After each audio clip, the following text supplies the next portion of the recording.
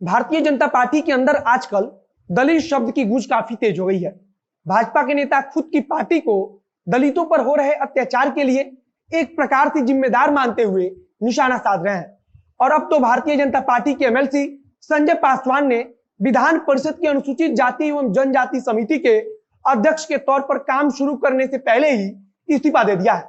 Bharatiya Janata party के नेता संजय पासवान ने खुद की पार्टी पर निशाना साधते हुए कहा है कि यह तो जातिगत भेदभाव है।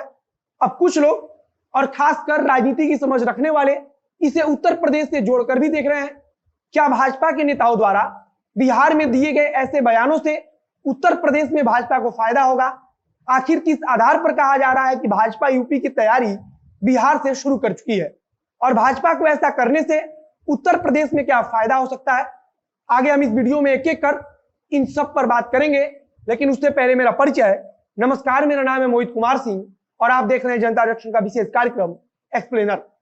भारतीय जनता पार्टी के एमएलसी संजय पासवान ने विधान परिषद की अनुसूचित जाति एवं जनजाति समिति के अध्यक्ष के पद से सिर्फ इसलिए इस्तीफा दे दिया क्योंकि उन्हें लगता है कि यह एक प्रकार का जातिगत भेदभाव है। इससे भारतीय जनता पार्टी जो पिछले कुछ समय से लगातार दलितों के प्रति प्रेम दिखा रही थी, उस छवि को तगड़ा नुकसान पहुंचा है। संजय पासवान ने इस्तीफा देते हुए कहा कि बिना उनके पूछे, बिना उनके परामर्श के उन्हें विधान परिषद की अनुसूचित जाति एवं जनजाति समिति का सदस्य बनाया गया था और वे इससे बिल्कुल खुश नहीं थे। उनका साफ तौर पर कहना है कि अनुसूचित जाति से आने वाले नेता को ही अनुसूचित जाति की समिति का अध्यक्ष क्यों बनाया जाता है और ऐसा क्यों किया जाना चाहिए।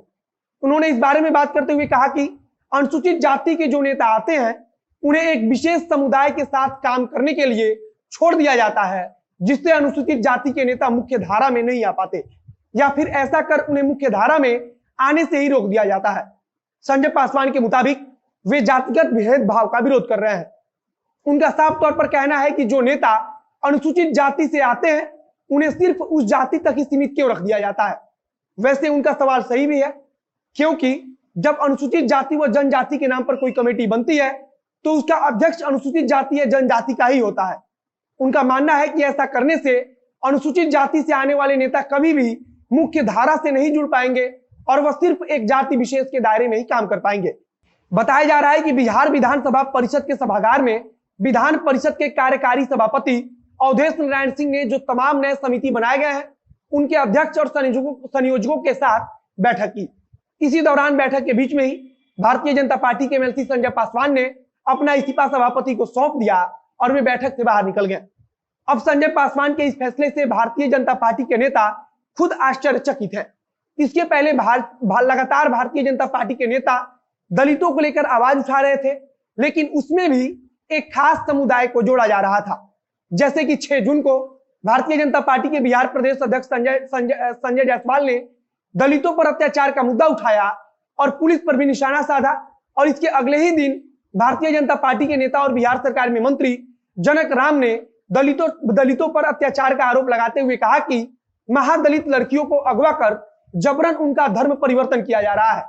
इसके बाद भारतीय जनता पार्टी के नेता और बिस्फी के विधायक हरिभूषण ठाकुर बचौल ने दलितों का मुद्दा उठाया और कहा कि मदरसों में सिखाया जाता है कि दलितों और कमजोर वर्ग के लोगों पर अत्याचार करो। अब इसका उत्तर प्रदेश कनेक्शन भी जोड़ा जा रहा है। कहा जा रहा है कि उत्तर प्रदेश में अगले साल चुनाव होना है और भारतीय जनता पार्टी उसी के मद्देनजर एक माहौल बनाना चाहती है जिससे दलितों को भारतीय जनता पार्टी के प्रति एकजुट किया जा सके। वैसे भी उत्तर प्रदेश की राजनीति में आजकल भूचाल मचा हुआ है।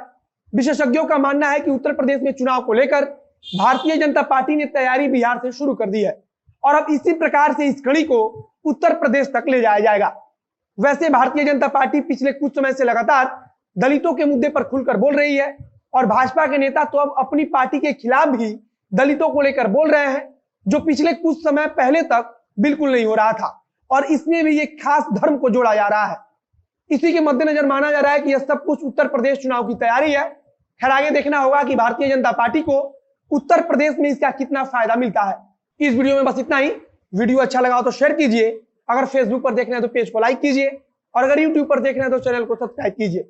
मिलते हैं फिर बहुत जल्द अगले वीडियो में। कैमरे के पीछे खड़े हैं पीयूष चौरसिया और मैं मोहित कुमार सिंह।